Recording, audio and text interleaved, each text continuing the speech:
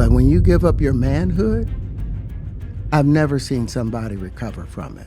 That was all the people that went to the puffy parties. That was all the people that did all those things thinking that there was never going to be a consequence for what they were doing. Got punked out and pimped out by some greater desire. You shouldn't have a greater desire than being a man. Like, I smoke and I had my own weed, but like everybody was passed out. Yo, Diddy had that man in the room. Look, yes, I put my ear to the door and I brought the phone because Diddy started going in overdrive. I ain't know what the going on, but I just heard balls slapping against ass cheeks. I heard struggling to take. I heard being like, yeah, daddy. Like when he started all that daddy this and daddy that, and then I heard some hollering and struggling. Like, yeah, I kept the phone there and I recorded all this. I was like, this Diddy rich. Hey, what's up, King Son? Man, you doing it, man. You deserve it, daddy. You putting in that work. Proud of you. I love you. Y'all, not Terrence Howard leaking Diddy and Meek Mill's naughty tape. Y'all, Terrence Howard is out here determined to end Diddy and his cronies because he just exposed Meek Mill for being Diddy's prison concubine. Y'all, we thought Diddy and Meek Mill allegedly smashing was messy enough, but them having a thing in prison is a whole new layer of chaos. Given that mess that Diddy's currently in, you'd think that he would have more things on his mind than Meek Mill's cheeks, right? Well, looks like these two have something more going on than we ever knew, because Terrence has been on a roll these past couple of weeks when it comes to Diddy, and it looks like he is not about to stop anytime soon. But the crazy thing is that he would never have done this if Diddy's cronies hadn't threatened him with that was the last straw for Terrence, and he's been spilling his guts ever since. Now, if you thought that him spilling tea about Diddy was bad enough, you might want to sit down for this, because this tea about Meek Millie is insane. Okay, so now things are finally clicking when it comes to why Meek Mills has been acting so pressed whenever Diddy comes up. Because, like, he's been going out of his way to shut down any rumors or talk linking him to that man. The way he jumps into defense mode every single time is given, I'm a little too invested and pressed. And I'm not trying to be shady, but the recent music is not exactly hitting the charts on the fire either. It's starting to feel like defending Diddy might be his most consistent hustle at the moment. Heck, he might be getting paid because of it. But to be fair, he didn't do anything to trigger Terrence Howard into exposing him. He just collateral damage on this ongoing drama between Terrence and Diddy. See, when Terrence exposed Diddy for allegedly trying to SA him, Diddy's and all his boys didn't take it well. Hey, did you ever have the opportunity where you got invited and you said no to it? Hell yeah. What was the consequences when you said no? Puffy invited me for weeks, asking me to come and teach him how to, wanted me to be his acting coach for a while. Go there and he's sitting around just looking. I'm like, okay, what's the material you want to work on? He's just looking at me. Then next thing you know, okay, hey, will you help me? I want to hear your music. So I come over there and I play the music, and he's sitting there just looking at me, like waiting. Okay. So then my assistant was like, he wants to hang out with you next week. And I was like, for what? He's like, I think he's trying to fuck you. That's what my assistant said. And I was like, oh, okay. Now I get it. So now no more communication. Now you know to be hands off with somebody. A number of producers come in to make the approach, and you threaten to punch them in the mouth, or threaten to knock their head off for talking to you or looking at you like you're a woman. When you approach a real man about his masculinity, you're going to get a real reaction back. It's a difference when a guy walks in a room and when a man walks into a room. Now, I know that Diddy has been in prison since September 2024, but he still has a very strong network of supporters on the outside. Y'all remember how Cassie said that he was surrounded by yes men who never checked him or put him in his place? Well, those yes men are still on the outside, and they are riding hard at dawn for Mr. Diddy. Now, word on the streets is that these yes men allegedly threatened Terrence for speaking on Diddy, and this made Terrence mad, and he posted a video where he threatened to spill even more tea.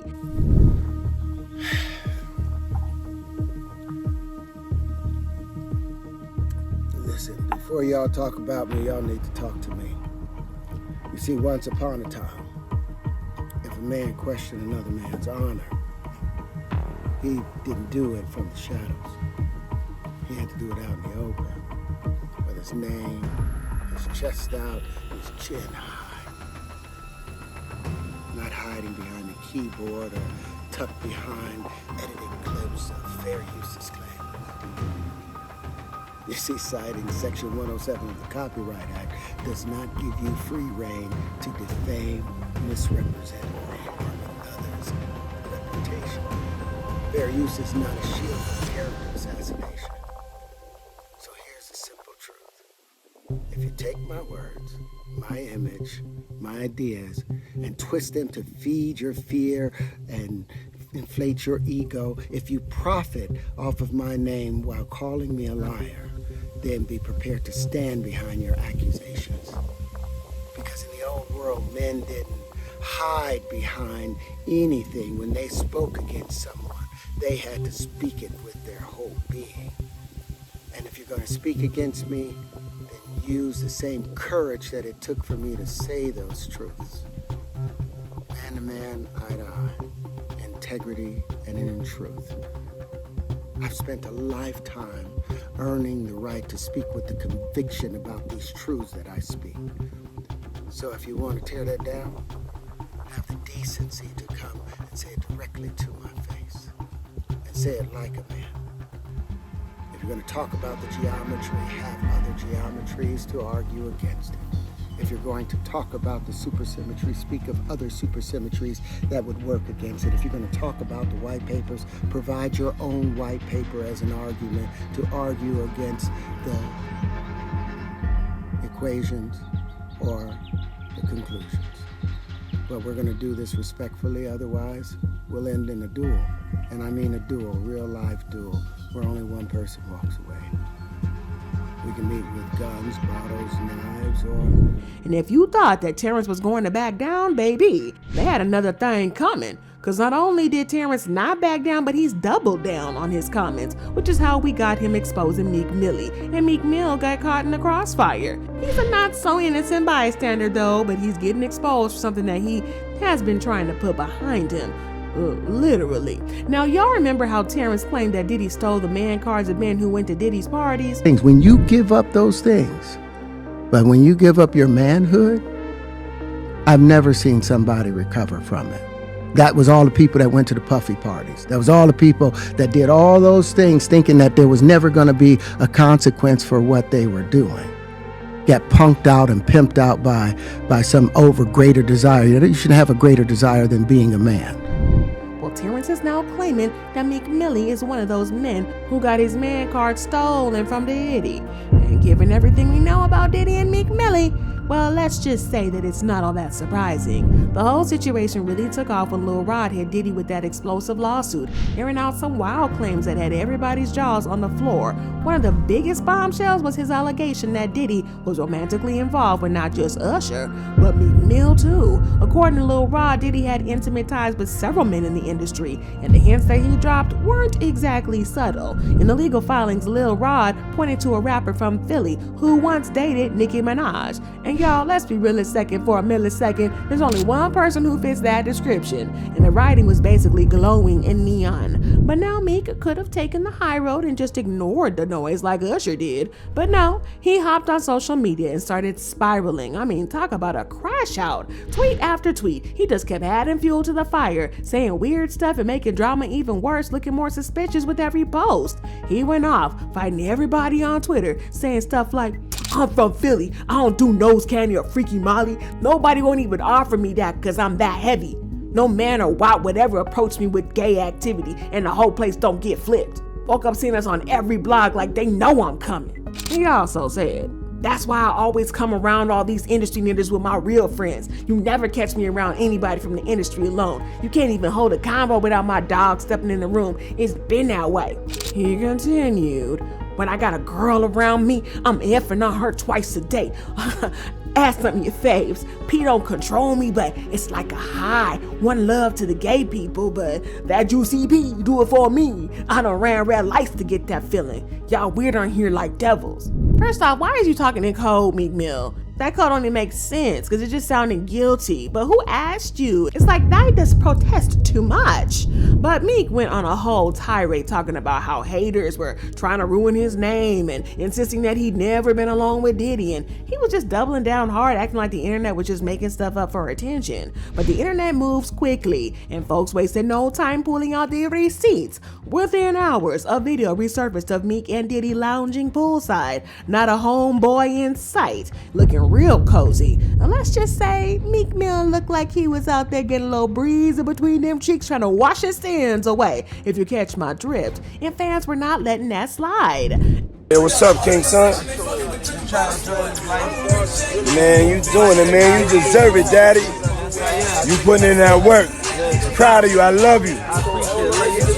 Yeah. And just when you thought that the situation couldn't get any messier, a leaked audio hit the scene, allegedly recorded by one of Diddy's own bodyguards. In the clip, you can supposedly hear Diddy going to town on Meek Mill, like it was their last night on Earth. Now, I'm not even gonna drop the full audio here because it's gross and insane, but the bodyguard who recorded had plenty to say about it. He broke down how it all went down, claiming he caught the moment in real time, and he felt like people needed to know what was really happening behind the scenes. Like, I smoke and I had my own weed, but like everybody was passed out. Yo, Diddy had that man in the room. Look, yes, I put my ear to the door and I brought the phone because Diddy started going in overdrive. I ain't know what the going on, but I just heard balls slapping against ass cheeks. I heard struggling to take. I heard being like, yeah, daddy. Like when he started all that daddy this and daddy that, and then I heard some hollering and struggling. Like, yeah, I kept the phone there and I recorded all this. I was like, this Diddy rich. Now, given all this, you'd think that Meek Mill would be smart enough to not draw more attention to himself. Well, for some reason, he thought it was a good time to get into it with 50 Cent. And if there's one person that you do not want any smoke with, it's 50 Cent, because he's petty as of. And he's earned a reputation of himself being an unrepentant full troll. It also didn't help that the reason Meek Mill got into it with 50 was that he was defending Diddy's son, Christian Combs. It had people talking about how he was defending his boyfriend's son. Not stepdaddy stepping in. Well, it all started when Diddy's son, Christian Combs, released a song over the weekend titled Pick a Side, where he name-dropped 50 Cent and dissed him, saying, when all they had was 50 Cent who put the city on the map. Stop lying, Pop's been hated on by many men, and man, that's fine. They gonna try to stop these Eminems, and they gonna die trying. I dare one of you ninjas to scream out, no Diddy. Now, to nobody's surprise, 50 Cent clapped back. He posted a weird photo of Diddy and Christian together saying, I feel so threatened by the things Christian is saying on his record. I'm afraid for my life. Please don't hurt me, guys. I never mentioned or posted anything about Puffy's kids because Keefy D said Tupac. He also posted a snippet from Christian's song where he was asking someone to give him a mouth action, and he wrote, Christian, that what you told Grace O'Murkai on that boat, huh? Gave her that puffy juice and that special sauce in it. Oh boy, bad boy for life. Now, for context, he was referring to Christian's essay lawsuit from a woman named Grace O'Murkai. According to reports, she claimed Christian allegedly essayed her while she was working as a steward on a yacht. In the official document, Grace O'Murkai said the charter was sold as a wholesome family excursion, but quickly turned into a hedonistic environment, resulting in her suffering emotional distress and physical as part of her lawsuit. Grace accused Diddy 54 of apparent failure to ensure that there was a safe environment on the yacht, since he was the person responsible for the charter. And in the filing, Grace said that she was working as a steward on the boat when Christian allegedly came on board, heavily intoxicated. Her suit claimed that he started paying an inappropriate amount of attention to her upon his arrival, before allegedly pressuring her to drink alcohol that she suspects was laced with substances. Y'all, this is matching Diddy's lawsuit, right? Not you having the same lawsuit as your daddy, but that's a whole mess in every other sense of the word. But wait, there's more, y'all, because in the song, Christian even threw in a line about the feds skipping over the house next door, hinting that that's where all the incriminating stuff was stashed. And 50 slammed him for that too. Now, why would you say some ish like this when you know the feds are investigating? Is you stupid or is you dumb? Well, 50 Cent made some solid points with this, because how on earth are you bragging about that to the feds knowing that the feds don't play? 50 also wrote, I really don't understand why they want to women. If she can't remember how good it was the next morning, how do you connect? It was at this point that Meek Mill decided to jump in to save his boo son, Captain Stepdaddy, and he dragged 50, or at least he tried to, because 50 being 50 cooked him. Meek said, "I say what I want because a war come behind me, if that's the case. But y'all got that rap itch too loose. Somebody gonna die and y'all gonna be calling Farrakhan or y'all federal fans just cause y'all not halt no more. Tearing y'all folks down all y'all can do." He also replied to 50's post asking why Christian would snitch, and Meek wrote, "Because you're federal, the street ninjas in Queens know why you trying to pick on a little boy. Your own son hates your guts. I'm grateful to be on the island with my son and his friends on his B-Day. Don't follow these guys, they miserable. Lives be terrible." And 50 didn't disappoint with his clapback, and he said, "You sold 6,000 copies your last project. You should not be on vacation. Still chasing the dream of embracing the nightmare? Standing by your man, that I respect." In classic Meek Mill fashion, he went off claiming that he was being targeted because he was a black man. He claimed that they were trying to tear him down. He said, "My voice so powerful as a black man from the ghetto worldwide, they want it gone. I'm a real king straight up out the trenches, under control of no human. They learn how to damage can't stop us off brands, from bots and campaigns like politicians." He also said, "I will personally give you $1 million if these stories add up in anything weird beyond trench hood level. It's two things we can't do in the trenches. It's no way y'all know what type of man I am." Well, he should have probably kept his mouth shut on that one because he got exposed yet again. Y'all remember that clip of Meek Mill out by the pool looking like he was airing out his booty cheeks after a night of turning up with Diddy?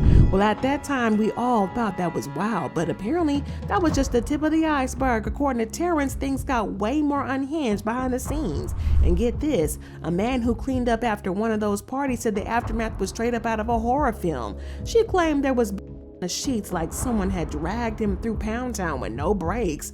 According to the property manager, the bedrooms following the day were disgusting. There were broken bottles of alcohol, used condoms, blood on the beddings, powder, razor blades by the hundreds, lubricant on dressers and marble floors. According to reports, there was a spectacle of dancers, scantily clad women, and a daring display featuring a woman as a live sushi platter. Notables such as social media influencer King Bosh, along with hip-hop artists French Montana and Lil Durk, are spotted amongst the throng. Though it's crucial to underscore that none of these celebrities face any allegations relating to the bash. Well, Terrence also posted a video from that party, and y'all, it was a lot.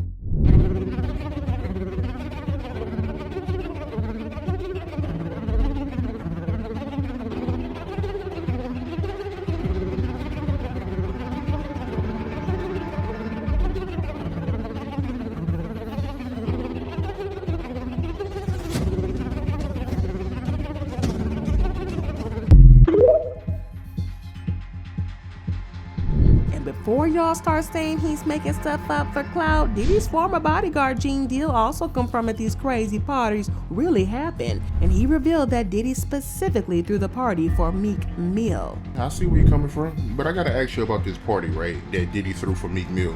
You heard about how the owner, she came out saying that she found used some lubricant, razor blades, powder, bed sheets. You heard about this? No, what happened was is that Diddy had rented a mansion out for Meek Mill's birthday party, and he had rented it for like $25,000. I remember we rented one of Cher's mansion out, you know what I'm saying? And that's the day he had fired his cook, but that's a whole nother story. You know what I'm saying? It was me, Wolf, Mace, Ock. Was Ock staying there? No, just me, Wolf, Mace, Puff, and there was one other person staying in the mansion. But anyway, long story short is that they came recently. This happened a long time ago, but they recently just made a statement that they found loads of.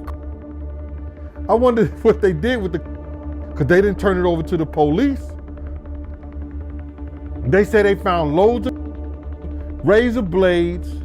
They said that the sheets were nasty. They found a whole lot of used. And it was a Diddy party, giving in Meek Mill's honor for his birthday. I was like, yo, wow. They said it was disgusting the way that they left the place. So I know they got hit with another bill on top of that $25,000. Y'all, Meek should have just kept his mouth shut because that's a big part of what got him in this mess in the first place, y'all. It just keeps getting messier. So while the whole Meek and Diddy situation kind of slid to the background after the feds swooped in and detained Diddy, Terrence came back swinging with a fresh claim saying that allegedly Meek's been getting it in with Diddy inside federal prison, y'all. Now, it sounds wild at first, but let's not act brand new. Rumors have been swirling for a minute about Diddy getting VIP treatment behind bars, and so if somebody's getting conjugal perks without the paperwork, it would be Diddy. But the idea of Diddy allegedly still clapping them cheeks in prison, that's a whole nother level of bold, because he's either really not scared about what's coming next, he's addicted, or he knows he's gonna be there for the long haul and he's trying to live it up while he still can. Because let's be real a second, for a millisecond, if he ends up with a life sentence, things are about to hit a whole new level of messy. Y'all, the situation is crazier by the day, but y'all let me know what y'all think about Terrence trying to spill that tea. Drop your thoughts and comments below and then check out this next video.